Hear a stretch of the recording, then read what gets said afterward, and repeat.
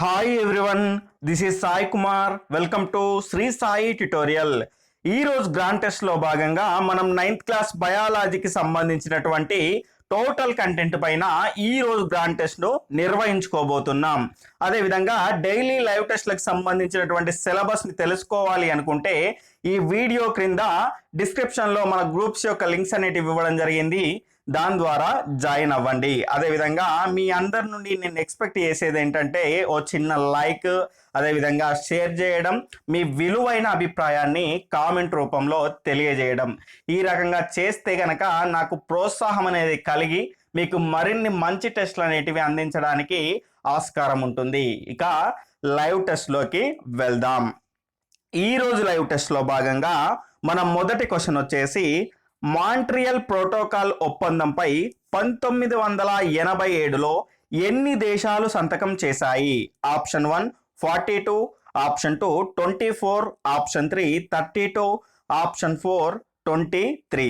దీని యొక్క సరి అయిన సమాధానం వచ్చేసి ఆప్షన్ 2 24 దేశాలు 1987లో మాంట్రియల్ ప్రోటోకాల్ ఒప్పందం పైన సంతకాలు చేశాయి. తర్వాత రెండవ క్వశ్చన్ వచ్చేసి మాంట్రియల్ ప్రోటోకాల్కు సంబంధించి సరికానిది ఏది? ఇక్కడ ఆప్షన్ 1 ఇది ఓజోన్ పొర సంరక్షణకు సంబంధించింది. ఆప్షన్ 2 ఇది 1989లో అమల్లోకి వచ్చింది. ఆప్షన్ 3 నేటికి ఇందులో 120 దేశాలు ఈ ఒప్పందంలో భాగస్వాములయ్యారు. ఆప్షన్ 4 ఈ ప్రోటోకాల్ను సరిచేయడానికి మరలా 1991లో కోపెన్హేగన్లో సమావేశం జరిగింది. ఏమడిగాడు? సరికానిది ఏది అని అడిగాడు. ఇక్కడ చూసుకుంటే ఇందులో సరికానిది వచ్చేసి ఆప్షన్ 4 అండి. ఇక్కడ చూసుకుంటే ఈ ప్రోటోకాల్ని సరిచేయడానికి మరలా అంటే సమావేశం అనేది జరిగింది కోపెన్హేగన్లోనే, కానీ ఆ సంవత్సరం వచ్చేసి 1991 కాదండి, 1992లో జరిగింది. ఇక్కడ చూసుకుంటే ఈ మాంట్రియల్ ప్రోటోకాల్ అనేది ఓజోన్ పొర సంరక్షణకు సంబంధించింది. ఇందులో అంటే హానికరమైనటువంటి క్లోరోఫ్లోరో కార్బన్లు, వాటి ఉత్పన్నాల వంటి వాటిని మనకి ఏం చేయాలి అంటే వాటి సరఫరాను నియంత్రించడం కోసం ఈ రకమైనటువంటి ప్రోటోకాల్ అనేది జరిగింది, గమనించాలి.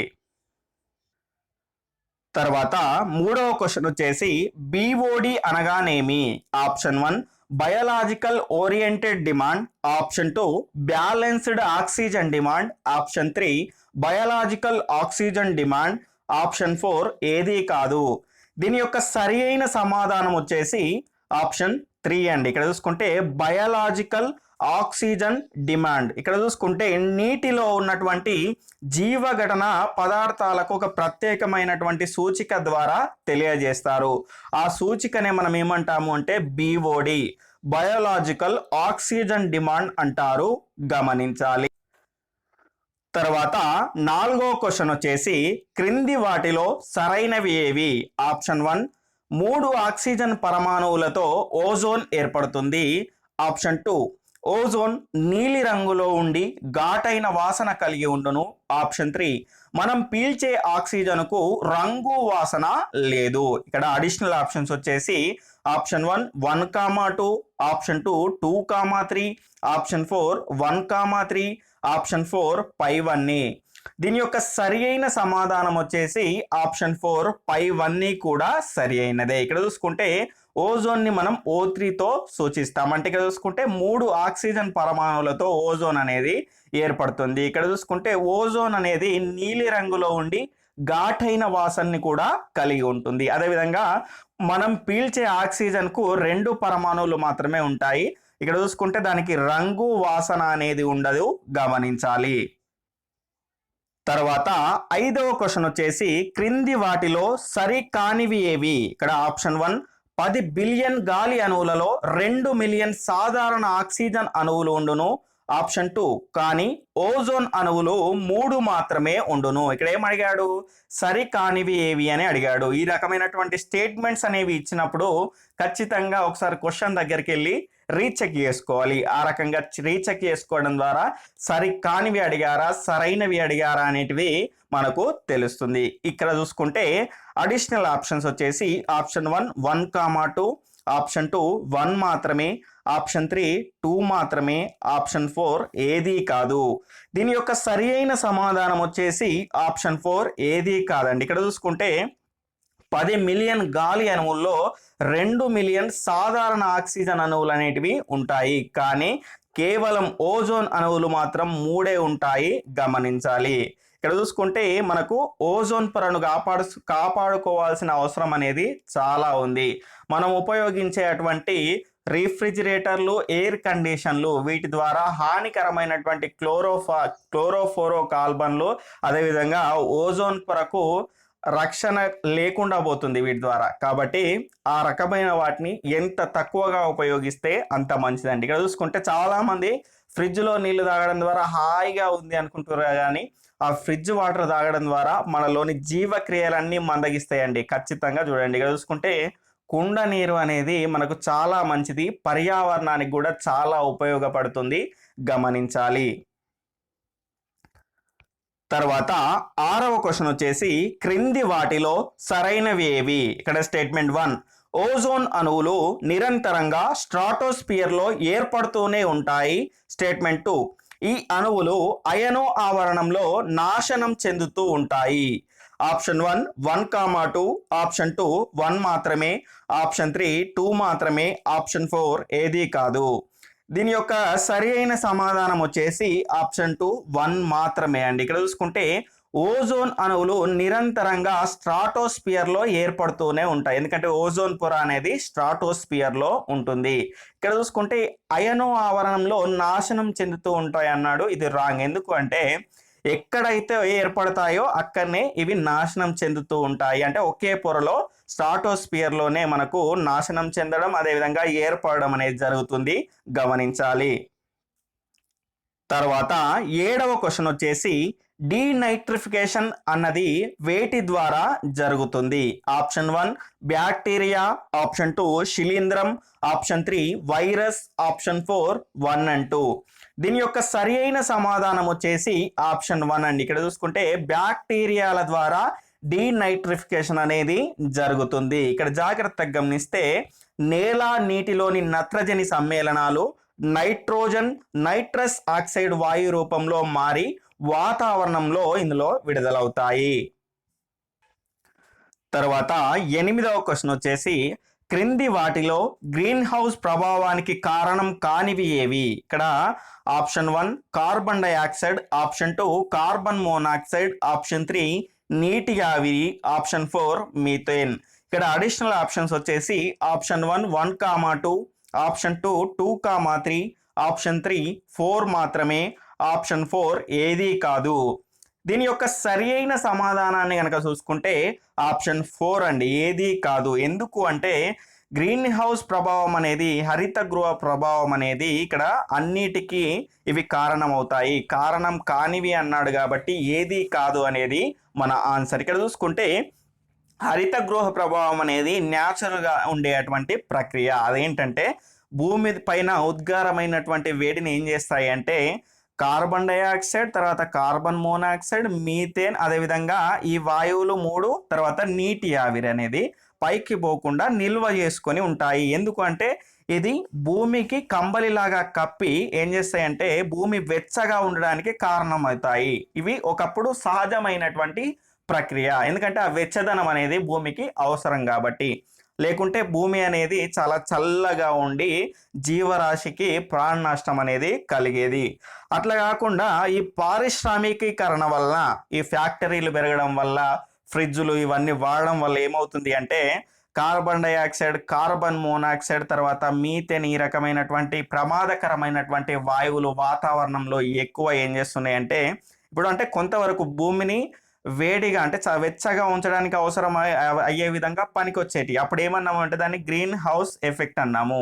అలా కాకుండా వీటి యొక్క పరిమాణం అనేది పెరిగి అంటే కాలుష్యం వల్ల భూమి అనేది చాలా ఎక్కువగా వేడెక్కుతుంది. అంటే ప్రమాదమే కదా మనకు.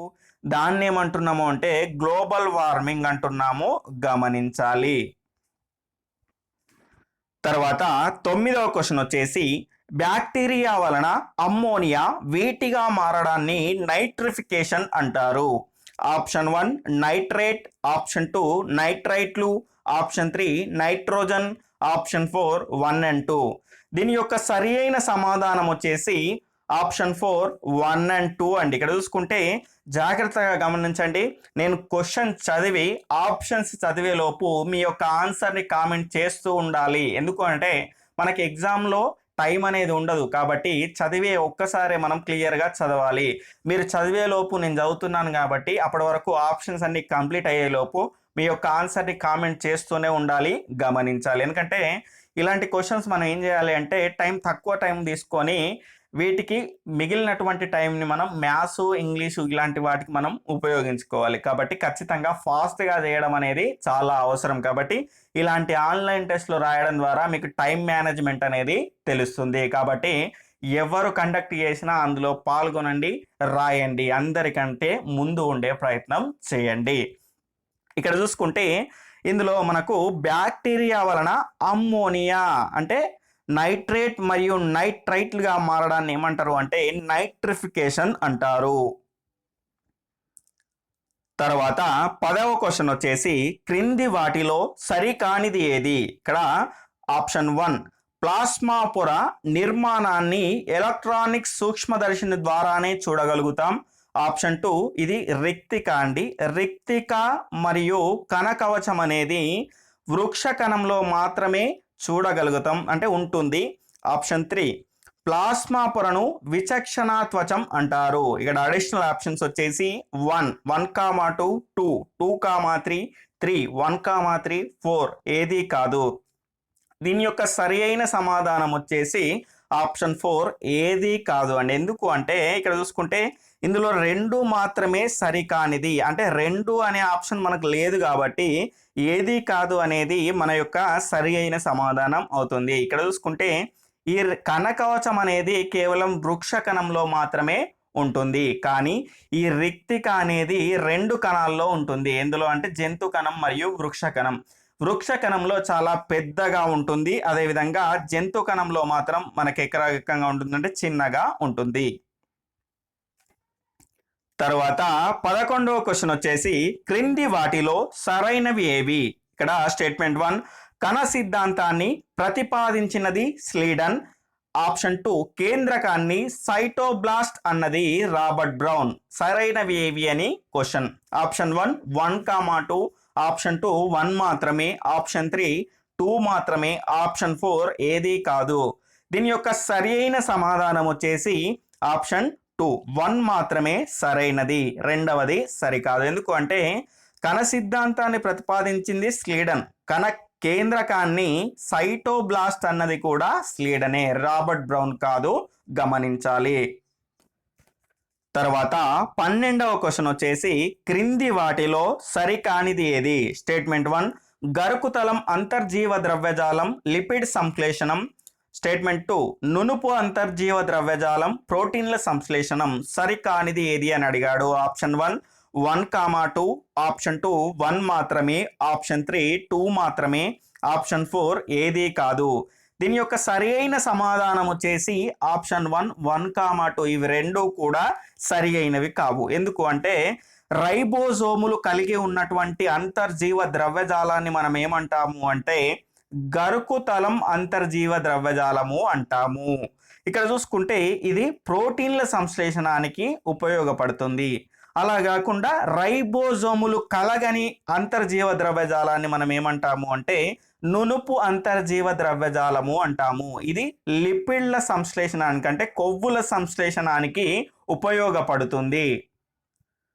తర్వాత 13వ క్వశ్చన్ వచ్చేసి హరిత రేణువులకు సంబంధించి సరికానిది జత ఏది? ఇక్కడ స్టేట్మెంట్ 1 క్రోమోప్లాస్ట్లు వివిధ రంగులలో ఉంటాయి. తర్వాత రెండవది క్లోరోప్లాస్ట్లు ఆకుపచ్చగా ఉంటాయి. మూడవది ల్యూకోప్లాస్ట్లు వర్ణరహితంగా ఉంటాయి. సరికాని జత ఏది అన్నాడు. ఆప్షన్ 1 1, 2, ఆప్షన్ 2 2, 3, ఆప్షన్ 3 1, 3, ఆప్షన్ 4 ఏది కాదు. దీని యొక్క సరి అయిన సమాధానం వచ్చేసి ఆప్షన్ 4 ఏది కాదు. ఎందుకు అంటే ఇవన్నీ కూడా సరి అయిన జతలే. ఇక్కడ చూసుకుంటే హరిత రేణువులు అనేటివి ఒక రకమైనటువంటి ఆకుపచ్చ రంగులో ఉండేటువంటి ప్లాస్టిడ్లు. ఇవి 3 రకాలుగా ఉంటాయి. ఆ 3 రకాలు ఏంటంటే క్లోమోప్లాస్ట్లు, తర్వాత క్లోరోప్లాస్ట్లు, తర్వాత ల్యూకోప్లాస్ట్లు. క్లోమోప్లాస్ట్ ఏమో వివిధ రంగుల్లో ఉంటాయి, క్లోరోప్లాస్ట్లు ఆకుపచ్చ రంగులో ఉంటాయి, ల్యూకోప్లాస్ట్ వచ్చేసి వర్ణరహితంగా ఉంటాయి. తర్వాత 14వ క్వశ్చన్ వచ్చేసి క్రింది వాటిని జతపరచండి. ఇక్కడ చూసుకుంటే వృక్ష కణజాలాలు రకాలు వాటి యొక్క విధుల పైన ఈ జతపరచడం అనేది ఇవ్వడం జరిగింది. నేను వీటిని జతపరిచేలోపు మీ యొక్క సరి అయిన సమాధానాన్ని కామెంట్ సెక్షన్లో కామెంట్ చేస్తూ ఉండండి. ఇక్కడ చూసుకుంటే మొదటగా విభాజ్య కణజాలం. విభాజ్యక కణజాలం ఏం చేస్తుంది అంటే మొక్కల్లో పెరుగుదల మరియు మరమ్మతుకు ఇది ఉపయోగపడుతుంది, కాబట్టి ఇక్కడ డి అనేది వస్తుంది. తర్వాత సందాయక కణజాలం. సందాయక కణజాలం ఏం చేస్తుంది అంటే వృక్ష దేహాన్ని ఏర్పరుస్తుంది, కాబట్టి ఇక్కడ ఏమొస్తుంది సి అనేది వస్తుంది. తర్వాత త్వచా కణజాలం. త్వచా కణజాలం వచ్చేసి పై పొరలను ఏర్పరుస్తుంది, కాబట్టి ఇక్కడ బి అనేది వస్తుంది. తర్వాత ప్రసన్న కణజాలం. ఇది పదార్థాల యొక్క రవాణాకు తోడ్పడుతుంది, కాబట్టి ఇక్కడ ఏమొస్తుంది ఏ అనేది వస్తుంది. ఇక్కడ చూసుకుంటే డిసిబిఏ అనేది ఎక్కడ ఉందండి ఆప్షన్ 1లో ఉంది డిసిబిఏ అనేది, కాబట్టి ఆప్షన్ 1 ఈస్ రైట్ ఆన్సర్.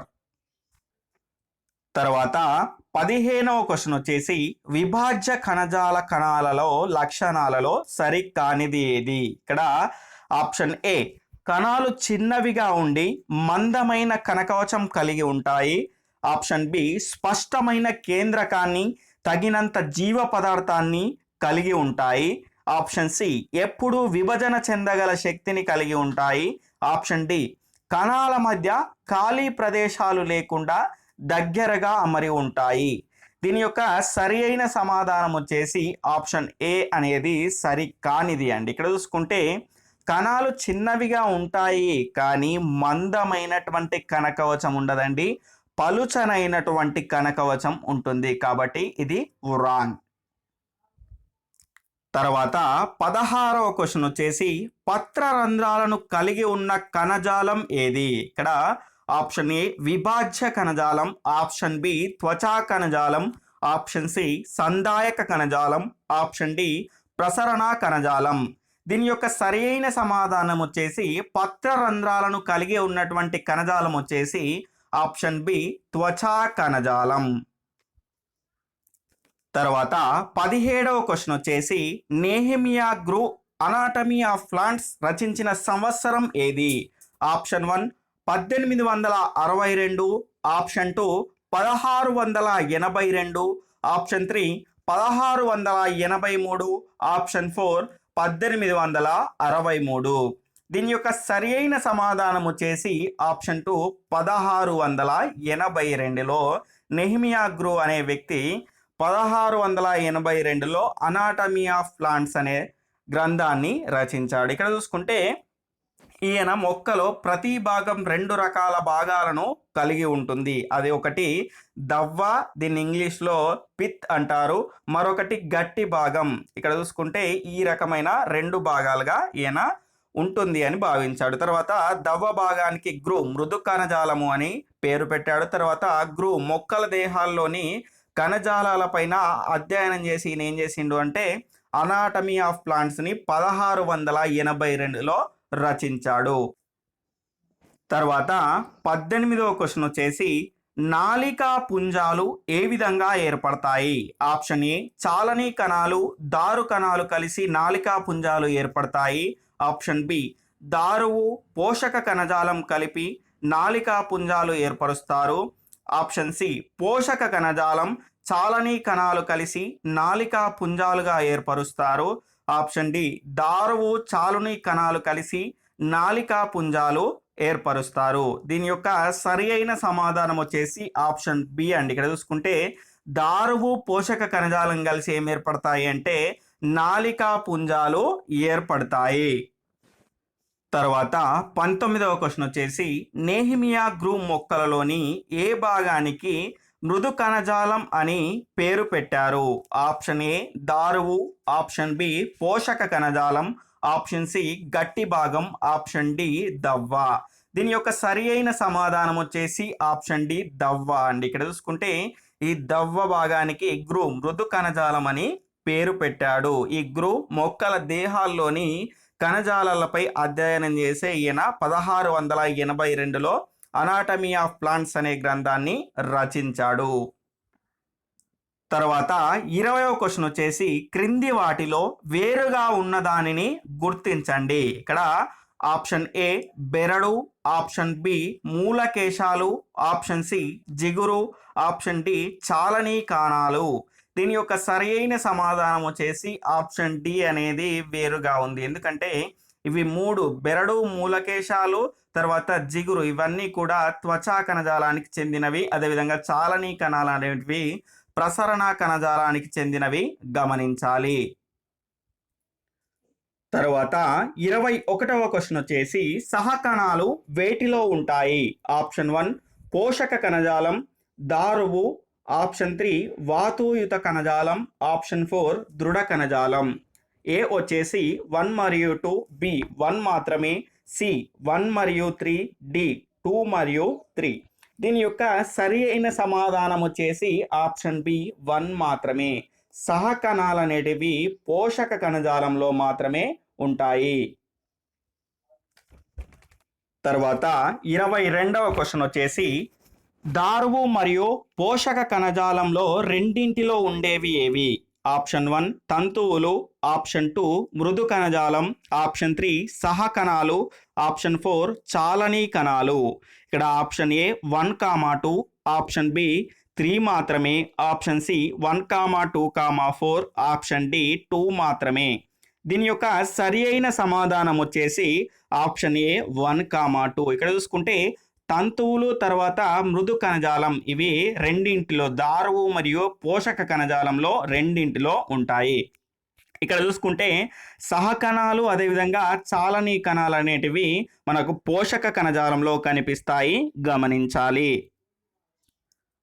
తర్వాత 23వ క్వశ్చన్ వచ్చేసి యూకలిప్టస్, రెడ్ వుడ్ చెట్లలో వరుసగా ఎంత ఎత్తు వరకు పోషకాలను తీసుకొని పోగలవు? ఇక్కడ ఆప్షన్ ఏ 330 నుంచి 330 ఏమో యూకలిప్టస్, తర్వాత 200 అడుగులు ఈ రకంగా మనకు రెడ్ వుడ్ చెట్లలో. తర్వాత బి 330 200 మీటర్లు, సి 200 330 అడుగులు, డి 220 330 మీటర్లు. దీని యొక్క సరి అయిన సమాధానం వచ్చేసి ఆప్షన్ సి అండి. ఇక్కడ చూసుకుంటే యూకలిప్టస్లోనేమో 200 అడుగుల వరకు తీసుకుపోగలవు. అదేవిధంగా రెడ్ వుడ్ చెట్లలో కనుక చూసుకుంటే 330 అడుగుల వరకు తీసుకుపోతాయి, గమనించాలి. తర్వాత 24వ క్వశ్చన్ వచ్చేసి ఉప్పు ద్రావణంలో ఉంచిన గ్రుడ్డు కృషించడానికి గల కారణం ఏమిటి? ఆప్షన్ 1 వ్యాపనం, option 2 exosmosis, option 3 endosmosis, option 4 2 and 3.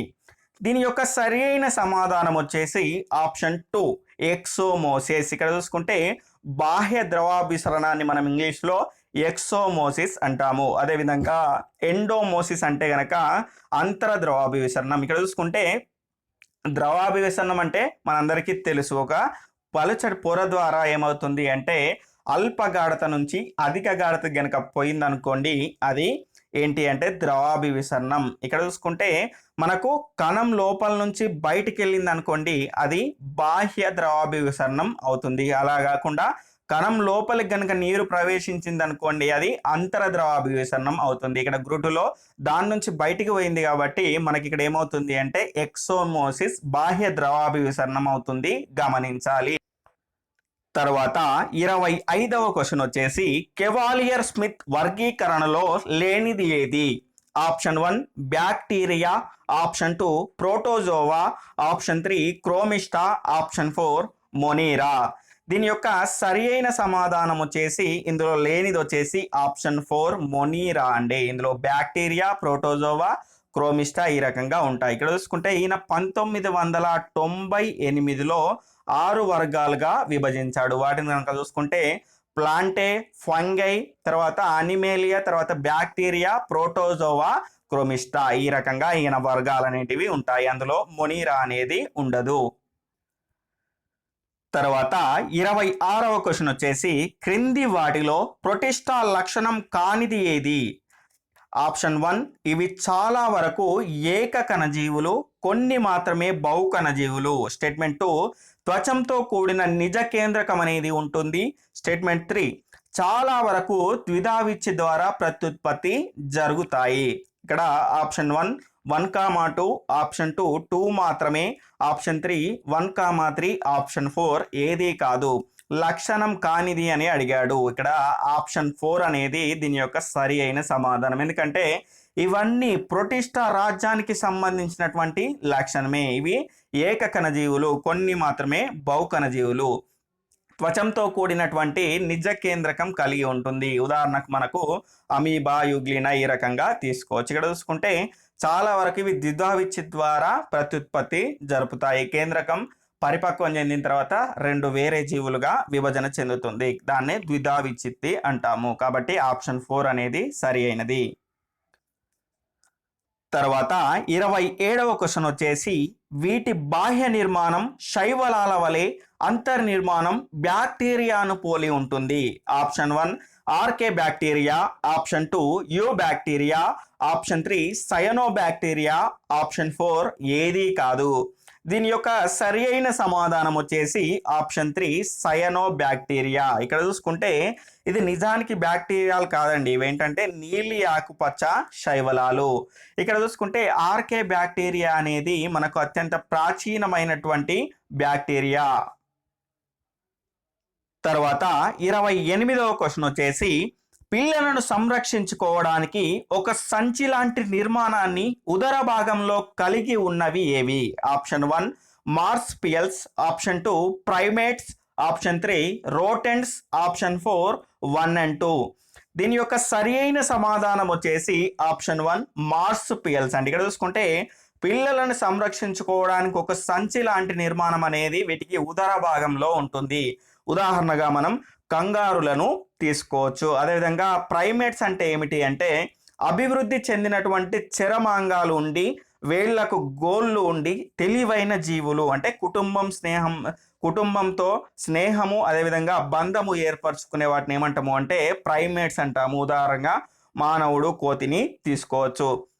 అదేవిధంగా దవడలు కలిగి ఆహారం తీసుకునేటప్పుడు కుంతకాలను ఉలిగా ఉపయోగించుకొని కఠినమైనటువంటి ఆహార పదార్థాలను కూడా సులువుగా తినే వాటిని ఏమంటారు అంటే రోటెంట్స్ అంటారు. ఉదాహరణగా ఎలుకను తీసుకోవచ్చు. తర్వాత 29వ క్వశ్చన్ వచ్చేసి క్రింది శాస్త్రీయ నామాలలో సరికానిది ఏది? ఇక్కడ ఆప్షన్ 1 బెండా, అబెల్మాస్కస్ ఎస్కోలెంటస్. స్టేట్మెంట్ 2 ఆవాలు, బ్రాసికా నెగ్రా, ఆప్షన్ 3 నారింజ, కుర్కుమా లాంగా, ఆప్షన్ 4 పైనాపిల్, అమరాంతస్ విరిడిస్.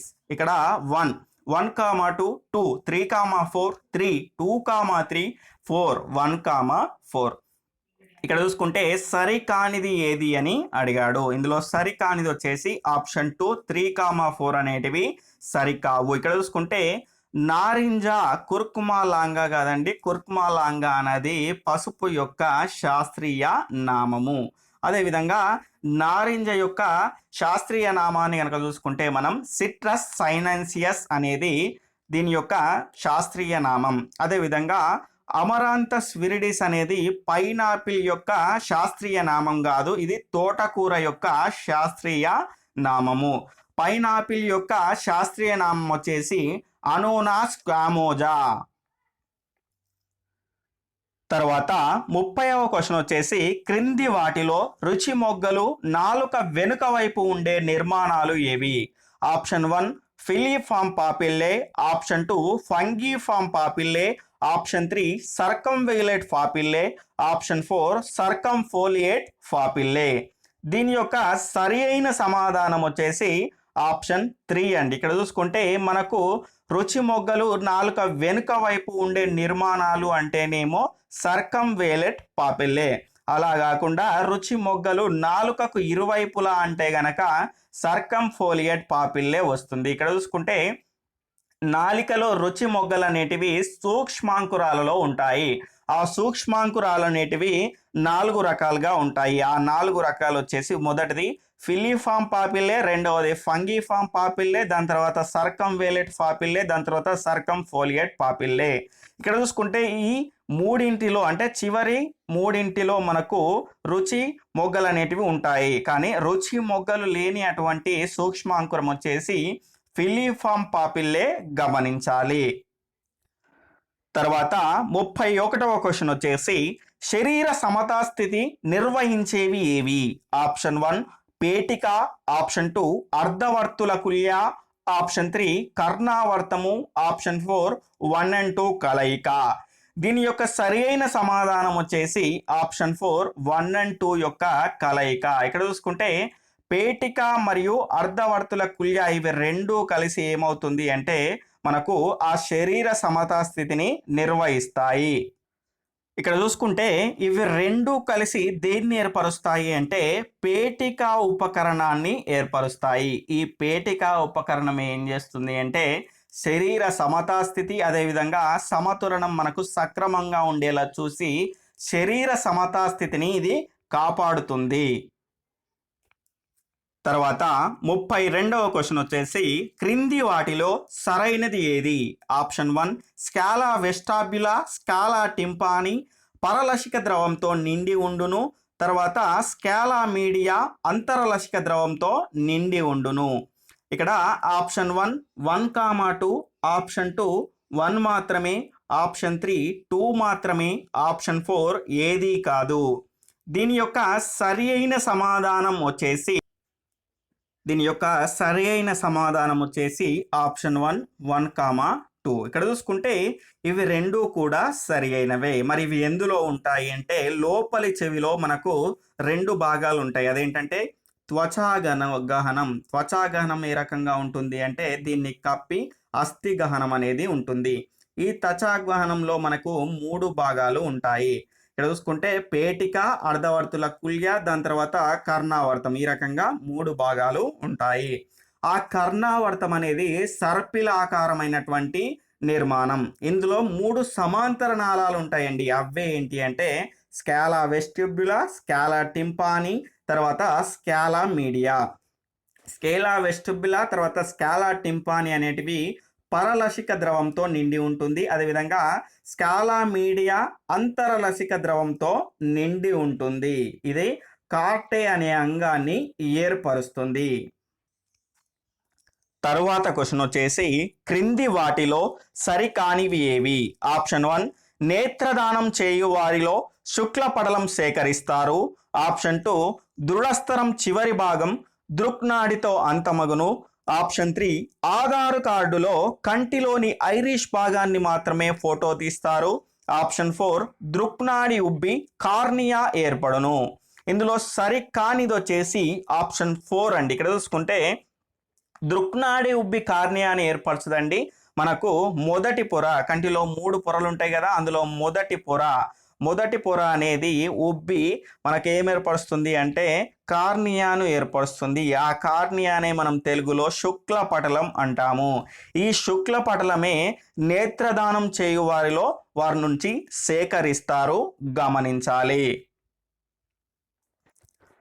తర్వాత 34వ క్వశ్చన్ వచ్చేసి క్రింది వాటిలో సరికానివి ఏవి? ఇక్కడ ఆప్షన్ 1 నేత్రోదక ద్రవం కటకానికి కార్నియాకు పోషక పదార్థాలను ఇస్తుంది. ఆప్షన్ 2 కచావ ద్రవం కన్నును కనుగుంటల్లో సులభంగా కదలడానికి ఉపయోగపడుతుంది. ఇక్కడ ఆప్షన్ 1 1, 2, ఆప్షన్ 2 1 మాత్రమే, ఆప్షన్ 3 2 మాత్రమే, ఆప్షన్ 4 ఏది కాదు. దీని యొక్క సరి అయిన సమాధానం వచ్చేసి ఆప్షన్ 4 ఏది కాదు అండి. ఎందుకు అంటే ఇక్కడ చూసుకుంటే కంటి లోపల ఖాళీ ప్రదేశాన్ని మనం ఏమంటాము అంటే నేత్ర కుహరం అంటాము. ఇక్కడ చూసుకుంటే ఈ నేత్ర కుహరంలో మనకు ద్వికుంభాకార కటకం అనేది ఉంటుంది. ఈ కటకం నేత్ర కుహరాన్ని 2 భాగాలుగా విభజిస్తుంది. ఇక్కడ చూసుకుంటే ఈ కటకానికి ముందు వైపు ఉన్నటువంటి ఖాళీ ప్రదేశాన్ని ఏమంటాము అంటే నేత్రోదక కక్ష అంటాము. అలా కాకుండా కటకానికి ఇందులో నేత్రోదక ద్రవం ఉంటుంది. అంటే కటకానికి ముందు వైపు ఉన్నటువంటి ఖాళీ ప్రదేశాన్ని మనం నేత్రోదక కక్ష అంటాము. దానిలో ఉన్నటువంటి ద్రవాన్ని నేత్రోదక ద్రవము అంటాము. అలా కాకుండా కటకానికి వెనక వైపు ఉన్నటువంటి దాన్ని ఏమంటాము అంటే మనం కచావత్ కక్ష అంటాము. ఇందులో మనకు ఉండేటువంటి ద్రవం వచ్చేసి కచావత్ ద్రవము. ఇక్కడ చూసుకుంటే కచావత్ ద్రవం అనేది కన్నును కనుగుంటల్లో సులభంగా కదలడానికి ఉపయోగపడుతుంది. ఎందుకంటే ఇది జెల్లీ లాగా, ఒక జెల్ లాగా ఉంటుంది.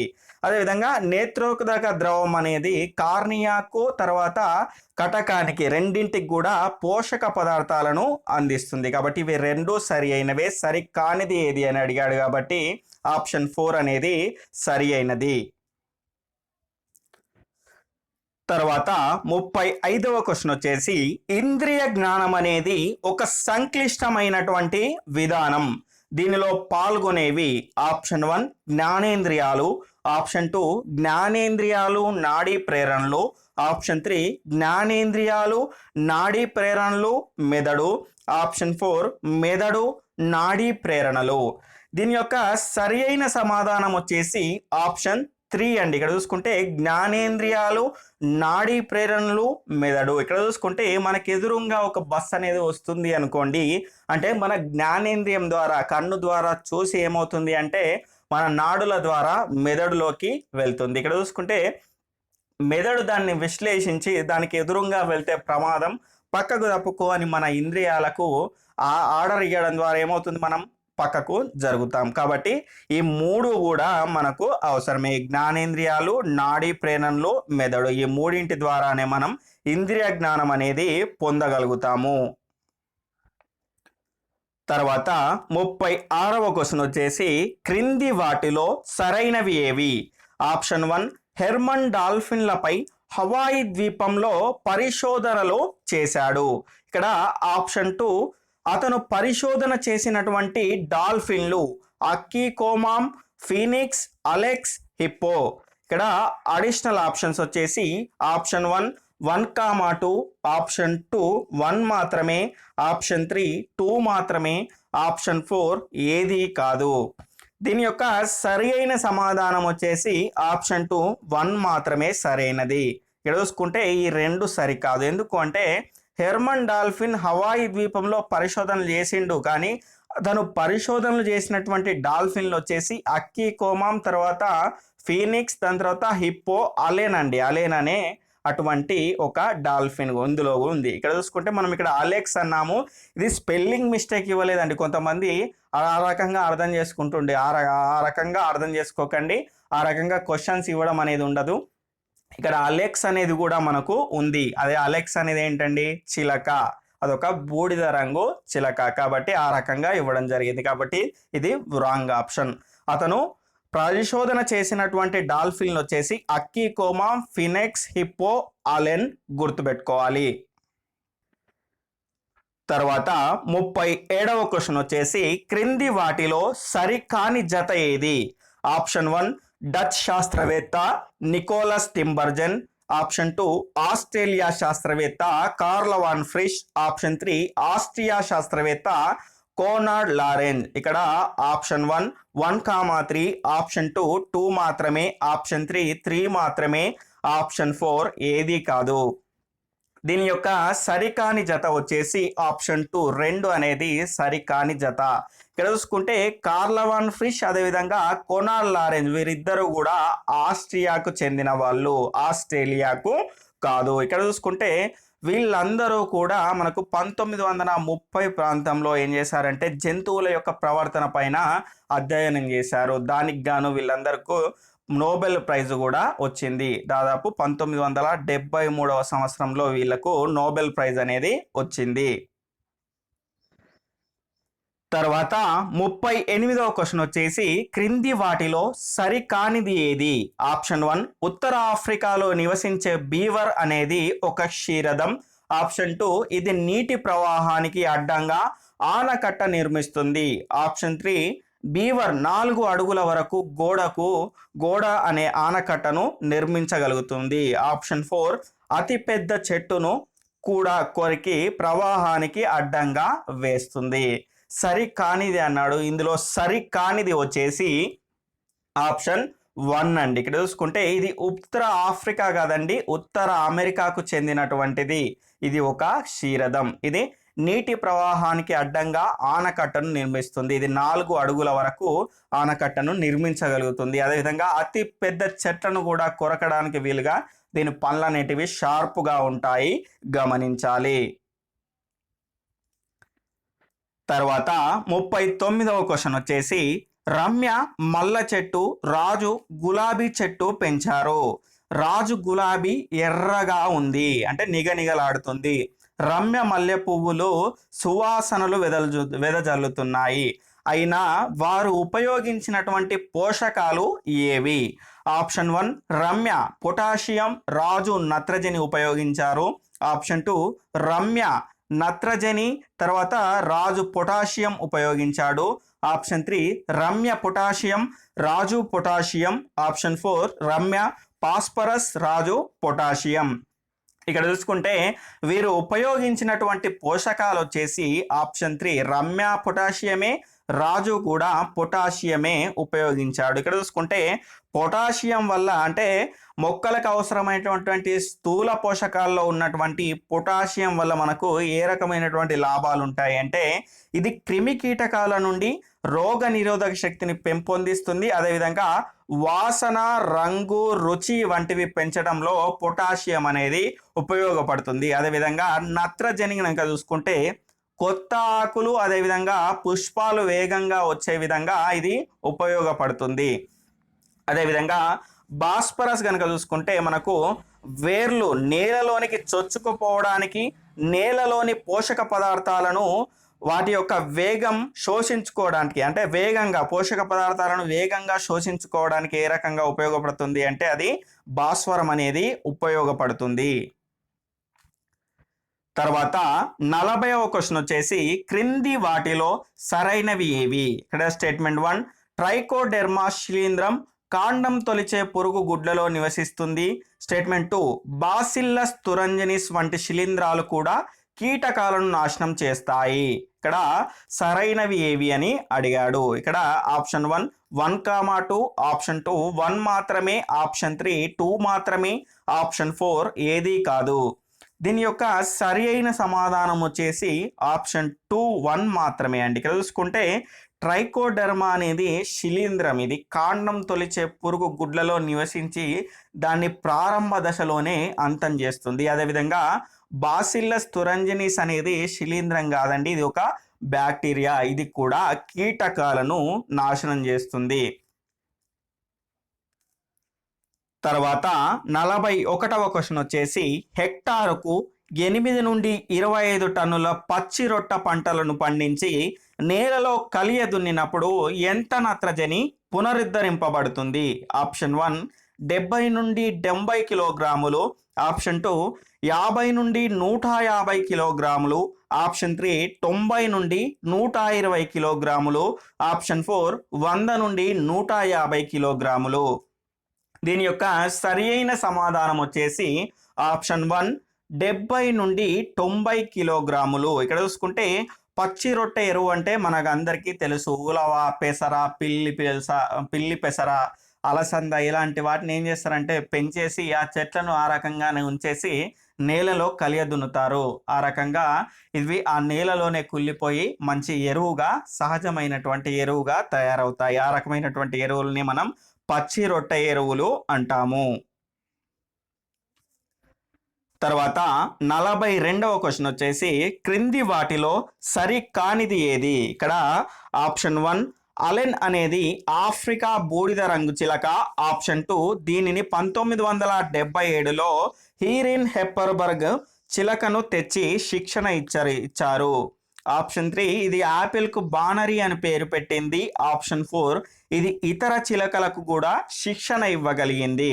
ఇందులో సరి కానిది అడిగాడు కాబట్టి ఆప్షన్ 1 అనేది సరి కానిది. ఎందుకు అంటే అలెన్ అనేది చిలక కాదండి, అలెన్ అనేది ఒక డాల్ఫిన్. ఇక్కడ చూసుకుంటే అలెన్ అనేది డాల్ఫిన్ కాబట్టి ఇక్కడ చూసుకుంటే అలెక్స్ అనేది చిలక అవుతుంది. అలెక్స్ అనేది ఆఫ్రికాకు చెందినటువంటి బూడిద రంగు చిలక. ఈ అలెన్ అనేది డాల్ఫిన్, గమనించాలి. ఇక్కడ చూసుకుంటే ఈ అలెక్స్ అనే చిలకను ఈ ఆఫ్రికా నుంచి ఎరిన్ హెప్పర్బర్గ్ అనే ఆయన తీసుకొచ్చి శిక్షణ ఇచ్చారు 1977లో. ఇది యాపిల్కు బానరీ అని పేరు పెట్టింది. అంటే రెండింటిని కలిపి బనానా టేస్ట్ ఉంటుంది, తర్వాత చెర్రీ యొక్క రంగు ఉంటుంది కాబట్టి ఆ రెండింటిని కలిపి బానరీ అనే పేరును పెట్టింది. కాబట్టి ఇది ప్రతిభావంతమైనటువంటి చిలక. అదేవిధంగా దీని ప్రతిభతో ఇది ఇతర చిలకలకు కూడా శిక్షణ ఇవ్వగలిగింది. తర్వాత 43వ క్వశ్చన్ వచ్చేసి క్రింది వాటిలో సరికానిది ఏది? ఇక్కడ ఆప్షన్ 1 టమాటో, పొటాటో మొక్కల సంకరణం చేసి పొమాటో అనే నూతన రకం మొక్కను అభివృద్ధి చేశారు. ఆప్షన్ 2 దీని కొమ్మలకు టమాటా పండ్లు కాస్తాయి, వేళ్ల వద్ద బంగాళదుంపలు ఏర్పడతాయి. ఆప్షన్ 1, 1, 2, ఆప్షన్ 2 1 మాత్రమే, ఆప్షన్ 3 2 మాత్రమే, ఆప్షన్ 4 ఏది కాదు. ఇక్కడ చూసుకుంటే దీని యొక్క సరి అయిన సమాధానం వచ్చేసి ఆప్షన్ 4 ఏది కాదండి. ఇక్కడ చూసుకుంటే సరి కానిది అడిగాడు, ఇవి రెండు కూడా సరి అయినవే. ఇక్కడ చూసుకుంటే టమాటో, పొటాటో మొక్కల్ని సంకలనం చేసి ఏం చేశారంటే కొత్త రకమైనటువంటి పొమాటో సెట్ని కనిపెట్టిండ్రు. దీని కొమ్మలకు టమాటా పండ్లు కాస్తాయి, అదేవిధంగా వేళ్లకు బంగాళదుంపలు కాస్తాయి. మరి ఏది సార్ ఇప్పుడు కనిపిస్తలేదు కదా మనకు మార్కెట్లో లేదా అంటే లేదండి. దీన్ని ఎందుకు మార్కెట్లోకి తీసుకురాలి అంటే సరైనటువంటి దిగుబడి ఇవ్వలేదు. అంటే కాసాయి, కొమ్మలకు టమాటా పండ్లు కాసాయి కానీ అది సరైన రకంగా కాయలేదు. అంటే నిగనిగా ఎర్రగా చిన్నగా కాసాయి. అలా కాకుండా బంగాళాదుంపలు కూడా పండినప్పటికీ అది చిన్నగా వేర్ల దగ్గర వచ్చింది. కాబట్టి ఈ రకమైనటువంటి సరైన ఫలితాలను ఇవ్వలేదు కాబట్టి దాన్ని మార్కెట్లోకి తీసుకురాలేదు. తర్వాత 44వ క్వశ్చన్ వచ్చేసి ఈ ఎడారి జీవి చాలా దూరం ప్రయాణించి ఒయాసిస్ను చేరుకొని కడుపులో క్రాప్ అనే భాగంలో నీటిని నింపుకొని పిల్లలకు తాగిస్తుంది. Option 1 fennec fox, option 2 sand grouse, option 3 sand diving lizard, option 4 kangaroo ఎలక. దీని యొక్క సరి అయిన సమాధానం వచ్చేసి ఆప్షన్ 2 సౌండ్ గ్రౌస్ అండి. ఇక్కడ చూసుకుంటే ఇది ఒక పక్షి. ఇది దాని కడుపులో ఉన్నటువంటి క్రాప్ అనే భాగంలో నీటిని దాచుకొని వాటి పిల్లలకు తాగిస్తుంది. తర్వాత 46వ క్వశ్చన్ వచ్చేసి క్రింది వాటిలో సరైనవి ఏవి? ఆప్షన్ 1 బెతియల్ మండలం ఉష్ణోగ్రత 2 డిగ్రీ సెంటీగ్రేడ్ల నుంచి 3 డిగ్రీ సెంటీగ్రేడ్లు, లోతు వచ్చేసి 200 మీటర్ల నుంచి 2000 మీటర్లు. ఆప్షన్ 2 అబైసైల్ మండలం ఉష్ణోగ్రత 4 డిగ్రీ సెంటీగ్రేడ్ల నుంచి 39 డిగ్రీ సెంటీగ్రేడ్లు. అదే లోతును కనుక చూసుకుంటే 2000 మీటర్స్ టు 6000 మీటర్స్ వరకు ఉంటుంది. ఇక్కడ ఆప్షన్ 1 1, 2, ఆప్షన్ 2 1 మాత్రమే, ఆప్షన్ 3 2 మాత్రమే, ఆప్షన్ 4 ఏది కాదు. దీని యొక్క సరి అయిన సమాధానం వచ్చేసి ఆప్షన్ 4 ఏది కాదంటే రెండు కూడా సరి కావు. ఎందుకు అంటే బెతియల్ మండలం యొక్క ఉష్ణోగ్రత అనేది సరికాదు. బెతియల్ మండలం యొక్క ఉష్ణోగ్రత వచ్చేసి 4 డిగ్రీ సెంటీగ్రేడ్ల నుంచి 39 డిగ్రీ సెంటీగ్రేడ్ల వరకు ఉంటుంది. ఇది తక్కువ కాంతి లభించడం వల్ల కొంత చీకటిగా ఉంటుంది. మసక వెలుతురు మండలం అని కూడా అంటారు. ఇక్కడ చూసుకుంటే దీని లోతు అనేది సరి అయినది 200 మీటర్ల నుంచి 2000 మీటర్ల వరకు ఉంటుంది. అదేవిధంగా అబైసల్ మండలం యొక్క ఉష్ణోగ్రత కూడా మనకు 2 డిగ్రీ సెంటీగ్రేడ్ల నుంచి 3 డిగ్రీ సెంటీగ్రేడ్ల వరకు ఉంటుంది. దీని లోతు అనేది కరెక్టే అండి. 2000 మీటర్ల నుంచి 6000 మీటర్ల వరకు ఉంటుంది, గమనించాలి. తర్వాత 47వ క్వశ్చన్ వచ్చేసి బ్రిటిల్ నక్షత్రం సి ఏనిమోన్లు వరుసగా ఏ మండలాలకు చెందును? ఇక్కడ ఆప్షన్ 1 కాంతి రహిత కాంతి మండలం, ఆప్షన్ 2 కాంతి మండలం మసక వెలుతురు మండలం, ఆప్షన్ 3 యూఫోటిక్ మండలం అబైసల్ మండలం, ఆప్షన్ 4 బేథియల్ మండలం యూఫోటిక్ మండలం. ఇక్కడ చూసుకుంటే దీని యొక్క సరైన సమాధానం వచ్చేసి ఆప్షన్ 1 అండి. ఇక్కడ చూసుకుంటే బ్రిటిల్ నక్షత్రం అనేది కాంతి రహిత మండలంలో ఉంటుంది. అదేవిధంగా సి ఏనిమోన్లు అనేటివి కాంతి కలిగినటువంటి మండలంలో ఉంటాయి. కాబట్టి దీని యొక్క ఆప్షన్ అనేది మొదటి ఆప్షన్ సరి అయినది. ఇక్కడ చూసుకుంటే మనకు కాంతి రహిత మండలాన్ని మనం యూఫోటిక్ మండలం అంటాము. ఇందులో ఎక్కువ కాంతి లభించడం వల్ల ఇది ప్రకాశవంతంగా ఉంటుంది. దీని ఉష్ణోగ్రత కనుక చూసుకుంటే 30 డిగ్రీల వరకు ఉంటుంది. అదేవిధంగా దీని లోతు వచ్చేసి 0 to 200 మీటర్ల వరకు ఉంటుంది, గమనించాలి. అదేవిధంగా కాంతి రహిత మండలం కనుక చూసుకుంటే దీన్ని మనం అబైసెల్ మండలం అంటాము. ఇక్కడ అసలే కాంతి ప్రసరించకపోవడం వల్ల ఇది చిమ్మ చీకటిగా ఉండేటువంటి ప్రాంతము. తర్వాత 48వ క్వశ్చన్ వచ్చేసి నేలలో ఎరువులు వేసినప్పుడు భాస్వరం దేని రూపంలో ఉంటుంది? Option 1 potassium pentoxide, option 2 phosphorus pentoxide, option 3 phosphorus oxide, option 4 phosphorus nitrate.